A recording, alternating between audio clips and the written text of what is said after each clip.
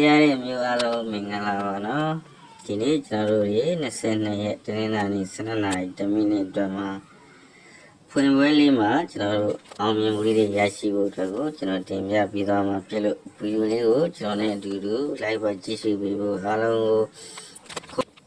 ကိုဖိတ်ခေါ်ပါတယ်ခင်ဗျာဟုတ်ကဲ့ခင်ဗျာကျွန်တော်တို့ဒီမနေ့မှာအားကောင်းဆုံးကဏ္ဍတွေကတော့6ကဲ2ကဲ8ကဲ3ညရပဲဖြစ်ပါတယ်နော်6 2 8 3ညအပြီးလဲလာနိုင်ပါတယ်ခင်ဗျာဒါဆိုရင်ကျွန်တော်တို့ဒီတွဲလိုက်မယ်ခင်ဗျာတွဲမယ်ဆိုရင်တော့6ကွက်ရရှိပါတယ်နော်6နဲ့6 8 60 2 8 20 80ဆိုပြီးတော့ကျွန်တော်တို့ဒီ6ကွက်ကို main ကစားပေးပါခင်ဗျာပတ်တီးတစ်လုံးမှာပတ်ချင်သူတွေအတွက်ကတော့ကျွန်တော်ဒီမနေ့ကိုနှစ်ပတ်တီးကြိုက်ပါတယ်နော်နှစ်ပတ်တီးပတ်ထားစီချင်ပါတယ်အားလုံးပဲနှစ်ကိုပတ်ထားပါခင်ဗျာ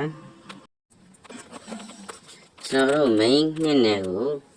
ကဏ္ဍလေးလေးခွက်ထုတ်ပေးထားတယ်ဗျာအဲ့ဒါလေးကိုကျွန်တော်တင်ပြီးကစားစီချင်တယ်နော်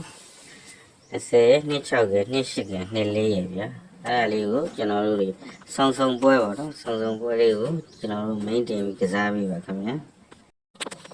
ဒါဆိုရင်ဒီလောက်ပါပဲเนาะအမျိုးတို့